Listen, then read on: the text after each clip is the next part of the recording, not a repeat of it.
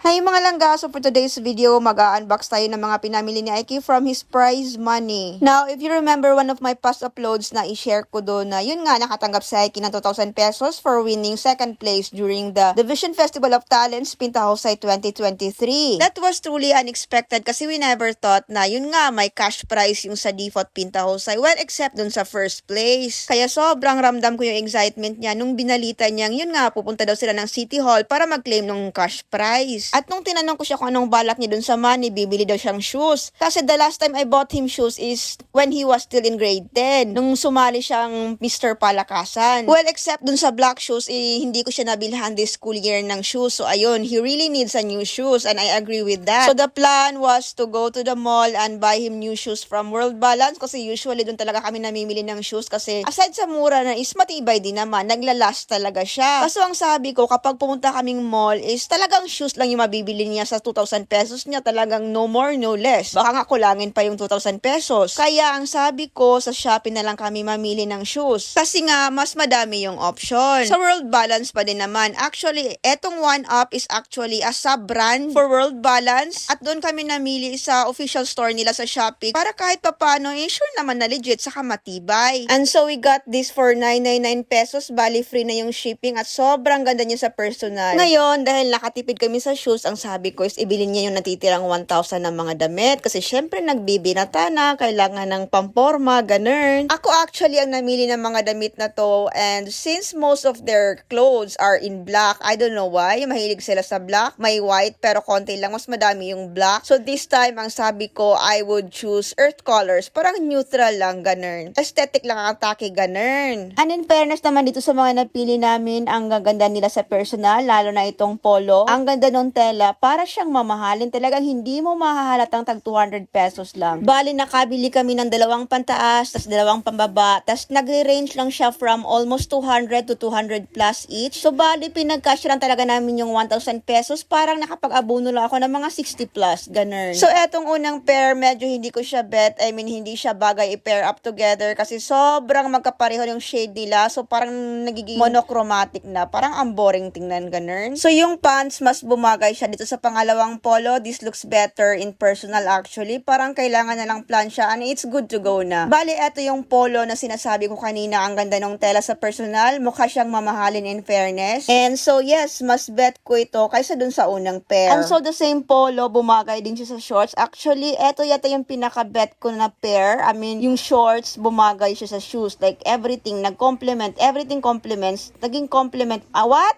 Basta yun na yun. Guess nyo na yun. Kahirap mo dyan mag-voice over, oy. Agoy, laban lang yun dira, day.